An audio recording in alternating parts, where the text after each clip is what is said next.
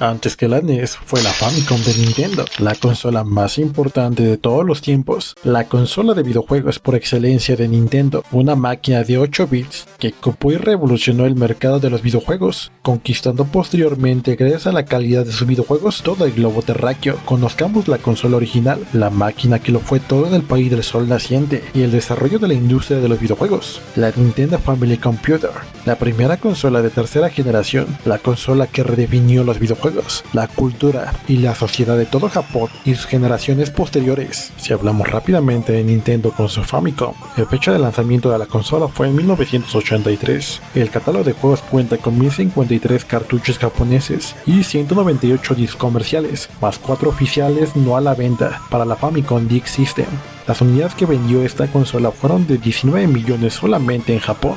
El precio de lanzamiento de la consola fue de 14.800 yenes. El procesador que maneja esta mítica consola es el Alrico, de 8 bits basado en MOS Technology 6502, que corre a una velocidad de 1.79 MHz. El formato que manejaba era cartucho y disco magnético. Hablando de la Family Computer, la Famicom original fue lanzada el 15 de julio de 1983 en Japón por 14.800 yenes, como ya hemos mencionado. La Famicom es la consola japonesa de 8 bits que salvó a la industria y revolucionó el mercado de los videojuegos, en especial el de las consolas, máquinas de videojuegos que habían pasado de un crecimiento absoluto en los 70 a estar en la cuerda floja a principios de los 80, con el sector de los microordenadores pisándoles todo el terreno. Con la Famicom, Nintendo creó una obra maestra que conquistó el mundo desde Japón, una super consola para su época, que marcaría el camino para todas las demás. La historia de Nintendo se remonta en 1889 en Kioto, Japón, pero en este caso no vamos a ir tan atrás.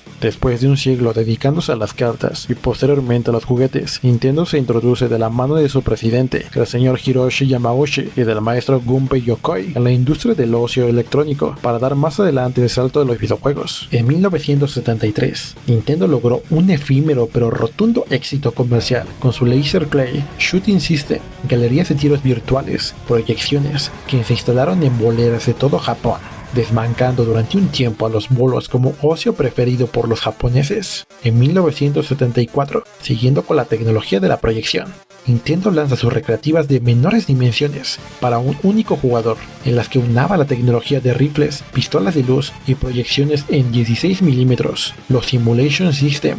Algunos ejemplos de esta recreativa son Wild Goodman, New Shooting Trainer, Skyhawk y Battle Shark.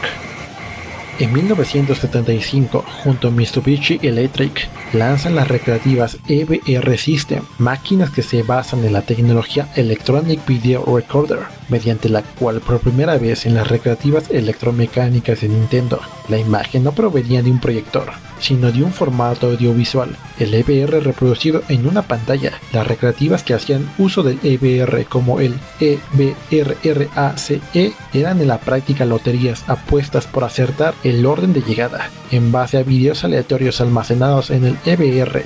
En 1977, llegamos por fin a las primeras consolas domésticas de Nintendo, lanzadas el mismo año las Color TV Game 6 y la Color TV Game 15. Fueron dos sistemas acordes a su tiempo, basados en juegos, integrados por variaciones del Pong, en busca de conquistar el mercado japonés. Gracias a su estrategia de precios bajos en relación a la competencia, 20.000 yenes, obtuvieron muy buenos resultados de venta. La Color TV 6 Game servía de reclamo por 9.800 yenes, encontrando a los clientes la Color TV Game 15 por 15.000 yenes a la hora de la compra, contando esta última con muchos videojuegos. En 1978 es un año crucial para Nintendo, ya que entra en el mercado de las recreativas de videojuegos, tal y como las conocemos hoy en día. Nintendo Computer Othello, su primera máquina arcade. A partir de este momento todos conocemos la evolución de Nintendo y los videojuegos. Paralelamente, Nintendo lanzaba la Color TV Game Racing 112, la consola dedicada con volante incorporado por 18.000 yenes. La Color TV Game Racing 112 tenía realmente 112 variantes de juegos de carreras, y Pong obviamente, pero ojo,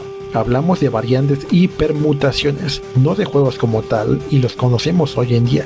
En 1979, Nintendo lanzó la consola dedicada Color TV Game Block Breaker, una consola basada en su recreativa Block Fever, la cual era una copia del Atari Breakout, los cuales muchos de nosotros conocemos actualmente como el Arkanoid. En 1980, este fue un año sumamente importante para Nintendo, ya que además de la consola doméstica Computer TV Game, basada en su computer Othello y vendida por 48,000 yenes, Nintendo lanzó la nueva invención del maestro Gunpei Yokoi. Con las Game & Watch, Nintendo logró un tremendo éxito que duraría muchos años, ampliando y conquistando el mercado mundial de los videojuegos. Su precio de salida de los primeros modelos fue de 5.800 yenes. Podemos comprobar, la experiencia de Nintendo a principios de los años 80 era comparable o superior a cualquier compañía del sector del videojuego occidental, tanto en la década de los años 70 como a principios de los años 80. Occidente y muy en especial los Estados Unidos fueron la cuna de los videojuegos y consolas domésticas, recreativas, ordenadores personales. Un creciente número de microordenadores europeos y estudios de software pertenecían a una industria capitaneada por Occidente por aquel entonces, pero si una nación supo absorber todo ese conocimiento e integrarlo en la raíz de su cultura y sociedad, fue Japón. De importar recreativas y sistemas del extranjero, en pocos años pasaron a crear una auténtica industria del videojuego a la altura de Estados Unidos, gracias a las buenas relaciones comerciales con Estados Unidos y a una descarada permisividad por parte de la administración nipona ante la ley de propiedad intelectual. Además de un proteccionismo favorecedor para sus propios intereses comerciales, se creó un caldo de cultivo idóneo para adoptar y potenciar la industria del videojuego. Sumado al boom industrial y tecnológico que Japón estaba viviendo en esos años, en los que la clase media creció vertiginosamente, Japón pasó de importar a exportar productos de última tecnología, como los videojuegos, gozando de éxitos tan conocidos en el mundo de las recreativas como Pac-Man, Space Invaders o Donkey Kong. Japón se convirtió en un oasis de los videojuegos, a diferencia de Occidente, donde una serie de malas prácticas y ataques de diversos lobbies, como el de los jugueteros, estaban dinamitando la imagen de los videojuegos, muy en especial la de las consolas de videojuegos, ya que únicamente tenían el fin de jugar. Cero educativo, los microordenadores iban ganando terreno gracias a su versatilidad, mientras que las consolas parecían destinadas al olvido. Y así llegó el crash de 1983, un momento de inflexión en el que el mercado de consolas y videojuegos bajó a los infiernos. Pero claro, hablamos de Occidente. Mientras tanto, en Japón, al ser un país productor y exportador de videojuegos, la industria estaba como un bien económico generador de trabajo y riqueza, gozando de una buena reputación e imagen. Al tener un mercado propio, con una gran oferta de productos japoneses, tanto de hardware como de software, el fracaso de Atari y sus pésimos juegos apenas se hizo notar dentro de sus fronteras, pero aún así las consolas iban cediendo terreno a favor de los microordenadores a principios de los años 80, hasta que llegó Famicom. El 15 de julio de 1983 se lanzó en Japón por el económico precio de 14.800 yenes la Nintendo Family Computer, más conocida como la Famicom, y posteriormente exportada como la NES al resto del mundo. La Famicom llegaba al mercado japonés camuflada con un sistema que aunaba las bondades de una consola de cartuchos de 8 bits con las de un microordenador gracias a los periféricos que estaban por llegar. En la práctica, las posibilidades reales de transformar nuestra consola en un microordenador no fueron más que una buena propuesta de marketing en un momento en el que los cabezas de familia debían justificar una compra de ese tipo con alguna excusa, aunque fuese mintiéndose a ellos mismos. Programar en BASIC estaba bien, pero el punto fuerte y reclamo comercial de la máquina de Nintendo era el de tener una consola más potente del momento, capaz de llevar los juegos de recreativa a los hogares japoneses por el precio más económico del mercado japonés, tanto en consolas como en la mayoría de microordenadores. La Famicom era una consola de videojuegos con unas prestaciones técnicas de lujo, muy superiores por ejemplo que las de supuesta competencia directa de la SG-1000 de Sega. Es cierto que el CPU de Famicom no era especialmente rápida, pero gracias a su arquitectura en la que contaba con chips de apoyo dedicados a los gráficos y sonido de forma independiente, así como la posibilidad de vitaminar los cartuchos con nuevos componentes, Nintendo había logrado realizar un producto económico de grandes prestaciones, equiparable en primeros años a las recreativas de más éxito. Para que podamos comprender todo esto, el salto tecnológico que supuso la Famicom, en este siguiente video podemos ver una comparativa con los mismos juegos entre la consola de Nintendo lanzada en 1983, siendo la primera consola de tercera generación, con la Atari 2600 de 1977 de segunda generación, la que era la consola más popular hasta la consolidación de la Famicom y con la que convivió comercialmente durante muchos años, hasta 1990. Como podemos comprobar, el salto entre ambas consolas y generaciones es abismal, resultando muchas conversiones del Atari 2600 un mero chiste más que nada, si es que las comparamos con la consola de Nintendo.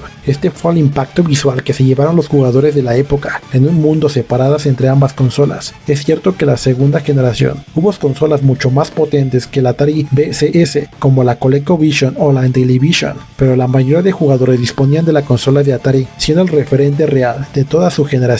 Nintendo había creado una gran máquina, con el modelo de negocio basado en vender consolas baratas y cartuchos caros. La compañía del fontanero basaba su principal fuente de ingresos en el cobro de las licencias a las compañías desarrolladoras. En pocos años, la Famicom había conquistado Japón y dominaba el sector de los videojuegos, siendo el sistema más popular en el cual estaba el dinero. Con una absoluta posición de ventaja, Nintendo manejaba con mano de hierro a las desarrolladoras de videojuegos, con contratos que premiaban a la calidad por encima de todos los demás aspectos, llegando a imponer un máximo de lanzamientos anuales por compañía para asegurarse el correcto desarrollo y dedicación de los videojuegos licenciados. Estas medidas draconianas lograron en cara al usuario un considerable número de aumento en calidad media de los videojuegos. Ya no era la prensa especializada quien filtraba con sus críticas de diferentes juegos. La política de Nintendo y su sello de calidad hacía un cribado previo, evaluando qué videojuegos estaban listos para ser lanzados y censurando de paso todo lo que oliese a sexo, sangre o drogas. Gustase más o menos, la fórmula funcionaba y Japón se llenó de consolas Famicom en la mayoría de hogares. Famicom y Nintendo marcaron el ritmo de los videojuegos hasta la llegada de los 16 bits, a pesar de tener una infinidad de periféricos de muy diversa índole, como por ejemplo conectarte a internet, programar bien basic, cantar un karaoke o hacer ejercicio con una alfombrilla. Su catálogo de cartuchos de videojuegos era de su mayor baza. La Famicom tenía la potencia suficiente para asegurarse de un nutrido catálogo de calidad.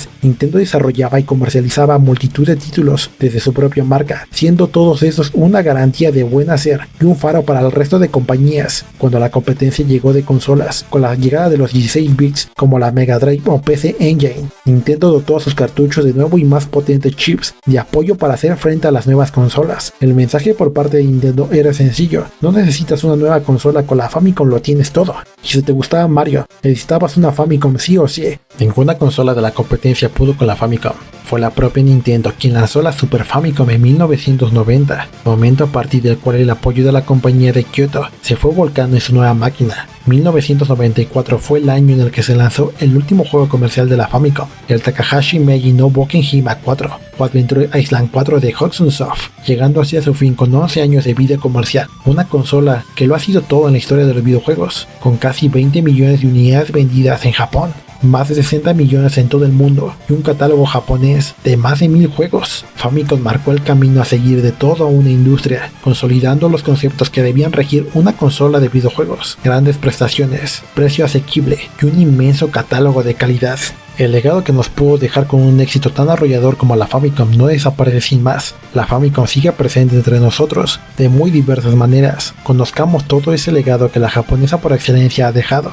Super Famicom, la heredera de la primera Famicom original, se las tuvo que ver con una competencia mucho más dura y aún así salió victoriosa. Su clave del éxito fue muy similar: un sistema potente gracias a su arquitectura, un gran catálogo de videojuegos y chips de apoyo en los cartuchos cuando fueron necesarios. El cartucho hoy en día puede parecer una obviedad, pero en los años 80 existían formatos tan variopintos como los cassettes, los discos magnéticos, las tarjetas de memoria o los propios compact disc. La Famicom demostró que a pesar de su precio, el cartucho era un formato cuyas ventajas superaban a cualquier otro en esos años, adaptándose en la siguiente generación de consolas de sobremesa y en las portátiles. El mando, el pad, es un control infinitamente superior para la mayoría de videojuegos. Su adopción a la industria se lo debemos sin duda al éxito de la Famicom y por supuesto su invento, el gran Junpei Yokoi. Las sagas más épicas, muchas de las que disfrutamos hoy en día, fueron inventadas o triunfadas de cara al público en la consola de Nintendo, pensando en cualquier saga, desde Final Fantasy hasta Mega Man, pasando por Zelda, Umbrella o Bomberman, todas las sagas que se remontan en los 80 han pasado por la Famicom, el famosísimo sello de calidad.